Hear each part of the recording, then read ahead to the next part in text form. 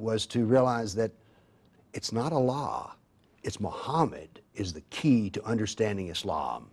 Well, Bill, I want you to hold your thought. We're coming up to a break right now. As you have been hearing my special guest, Bill, sharing about his journey through understanding Islam and all of the nuances that he faced and how his understanding began to develop into a reality about the teaching of Islam. After the break, I would love to share a little bit more about myself, and then we will continue with the dialogue. Pressure slowly building. An explosion that shocked the world. A coastline forever changed. The oil impossible to remove. Nothing could destroy it until the source was found, until that source was sealed. To uncover the source of Islamic terror, read the Qur'an dilemma, Islam Unplugged.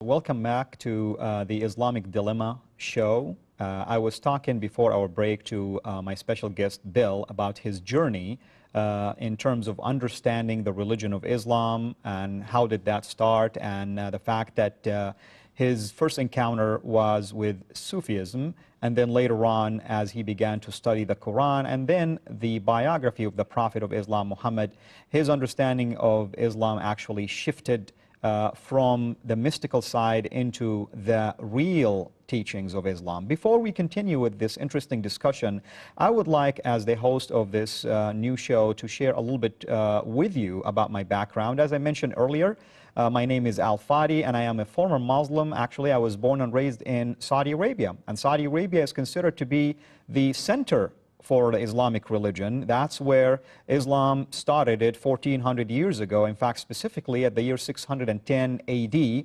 a man by the name Muhammad claimed to be the final prophet that the God of Moses and Abraham and Jesus sent to mankind. And as Bill mentioned, the understanding is that Islam is the final religion and the ultimate, actually, religion that all people since the year 610 AD must follow if they want to have any hope into enter into heaven or even reaching salvation.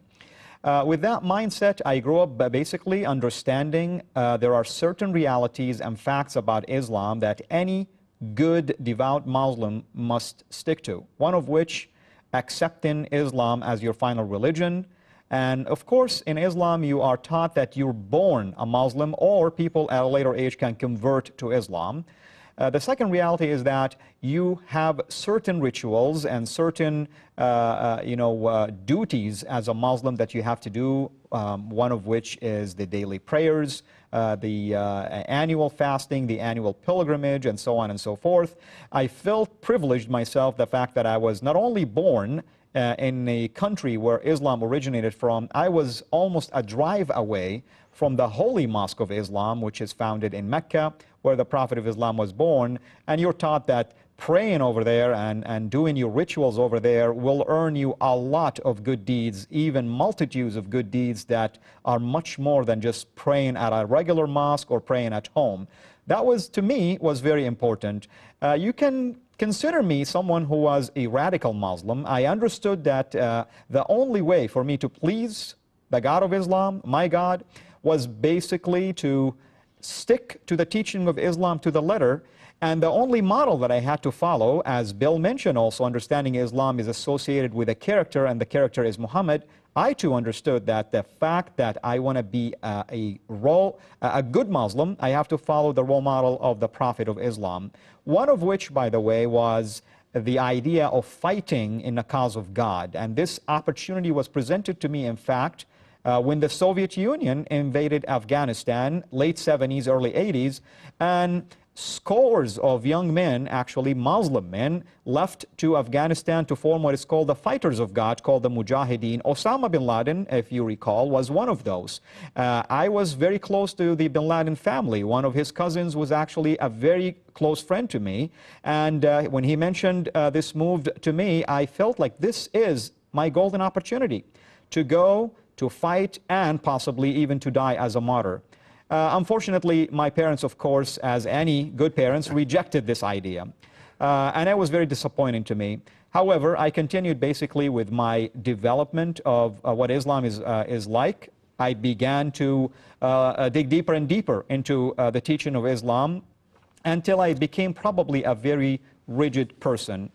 And then after graduating from school, high school, I wanted to basically attend a university. First, I attended an Islamic university, and later I changed my major into engineering. And once I graduated from that, I wanted to come to the West, specifically to the US, basically to try to get a graduate degree. However, my problem was that, you know, Bill, people like you, I looked upon them as being immoral people, that you are a lost person, that you're a person that is going to hell, and my duty as a Muslim person is to invite you to accept Islam.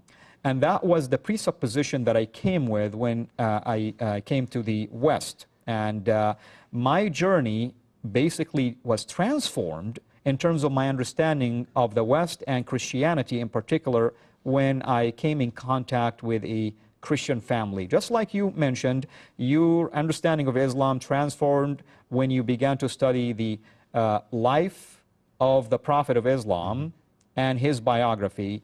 My life changed when I saw the life of Christ in the life of this family. And with that, I would like to continue with you, Bill, about what happened after you've learned more about the life of Muhammad and you began to connect those dots together in terms of understanding Islam. Well, you've reminded me of something. I spent 8 years as a university professor, and I had several Arabic Muslim students. And they were the only group, I mean, there were Buddhists in my class as well. Muslims would proselytize me. They would come to my office, and we would sometimes hold discussions about Islam. And I remember telling one student, he was so proud of his Islam, and I said to him, I says, well, you know, really, you have the same religion every man does. He says, what do you mean? I says, you have the religion of your father. That is just about everybody's religion. And he didn't take well to that. But I said, you know, to be truly a religious man, what you need to do is to experience all the different religions, and then you can pick which is best.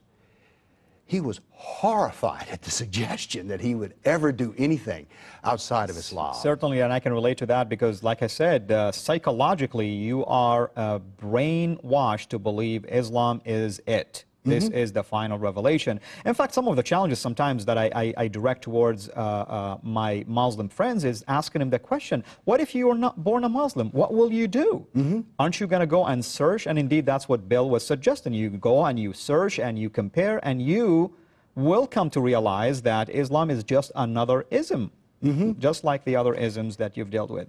And so tell us more about you know, your understanding of Islam before September 11 and after September 11. Well, I had enough understanding of Islam that on 9/11, someone had told me that a plane had crashed into the World Trade Tower, and I thought, well, there was a time when that happened during the Second World War. A bomber hit the Empire State Building, so I knew it was a statistical possibility. So I went and turned on the TV, and a minute later, the second plane hit the second tower. I stood up and said, it is jihad. Islam is here. Turned off the television, and have not watched any TV since. I knew I had enough understanding of Islam that now was the time to make it deeper. And so I went back to the problem of how to understand the Qur'an. Was it terrifying, by the way, to see what was going on? Did you understand it to be maybe a holy war against the West? Oh, like I say, when I saw the plane hit, I said, it is jihad. Because the second plane hitting the second tower, I've studied enough statistics to know, no, that's not practical possibility. So you didn't take jihad as just a spiritual struggle. You took it as a physical war. I didn't think of jihad as a spiritual struggle until I met apologists for Islam. Once I started learning the doctrine of jihad, then I heard, well, jihad is really the greater jihad, the inner struggle. You know, and all spiritual, Christians and Jews have their own spiritual struggle. But by this time I had read the Quran, and I knew that spiritual struggle didn't mention beheading. Now, Bill, you do have statistics on your own website. Would you like to mention the website and also how people can go there and take a look at some of these statistics you're talking about? I have a website. I've published over a dozen books, including a Quran. That's one thing you and I have in common. True. And what actually brought us together. You can meet a lot of people and not meet anyone who's had to do with publishing a Quran. So you and I are unique in that way. But my key to understanding the Quran was the insight of Muhammad, that he was the missing piece. And so as I read more about Muhammad, it became very clear to me that he was a political person. And then a lot of things then began to fit into place once I realized how political Muhammad was, because everyone is told, well, he's a religious leader. He's a prophet. And certainly, ladies and gentlemen, we will address the life of Muhammad at some of our future shows, so you will begin to gain more understanding of what my guest Bill is talking about.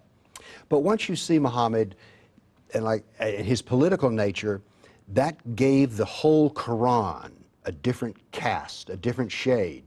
All of a sudden it became clear to me that there was not as much religion in the Quran as there was politics in the Quran. And what was your website where this studies? Politicalislam.com. Again, it's politicalislam.com, and some of the statistics you showed in there were very interesting. For instance, I believe, I'm going by memory, that almost 30% of your findings from the Quran and the Sirah, or the traditions of the Prophet himself and his biography, emphasize what we call physical jihad, basically, and the language of political language, basically. As we will develop this, once you begin to understand the Quran, you and I both know there's two Qurans. There's the early Quran written in Mecca and the later Quran written in Medina. And this really is pivotal to the whole idea of the dilemma of Islam, because Muhammad in Mecca is a very different man from Muhammad in Medina, and the Quran in Mecca, a very different book from the Quran in Medina. And Bill, that's very interesting, and it really serves as a segue to continue with you about my journey. After my encounter with true Christians, I fell in love with Christ, and I did a lot of research and comparisons between the teachings of Christ and the Bible compared to Islam. And as a result of this, I made the choice to follow Christ. And the Lord has blessed me with a number of ministries, one of which is a teaching ministry about Islam and outreach to our brothers and sisters in humanity, the Muslim people in particular. And also some of this ministry evolved into translations of some of the Islamic literatures and teachings. And the pinnacle of this resulted in a book that I had the privilege to be a co-author, an editor, and also project manager of. This book is called The Quran Dilemma, and I would like to show you a picture of it. And you can find this book in my website, thequran.com, and also you can find information about it and about myself in my blog, thequrandilemma.com. And hence, the word dilemma will carry over not just from the show, the Islamic dilemma, but also into the teaching of the Quran. And we will study the Quran in the next show, and we will dig deeper into the content of this book. And then we will talk about the dilemma of Muhammad and his life. Bill, we're running out of time, and I tremendously enjoyed, this segment of the show with you and listening to your background, and hope that we will continue with this. I would love to have you join me again in our next show, so that we can talk about the Quran in